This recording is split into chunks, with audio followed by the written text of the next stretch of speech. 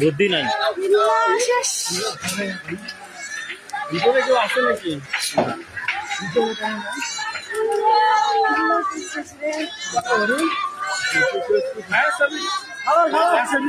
সামনে যান না কেউ,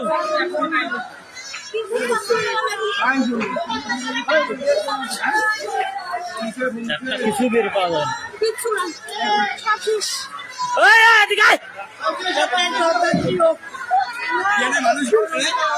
ভিতরে মানুষ নাই।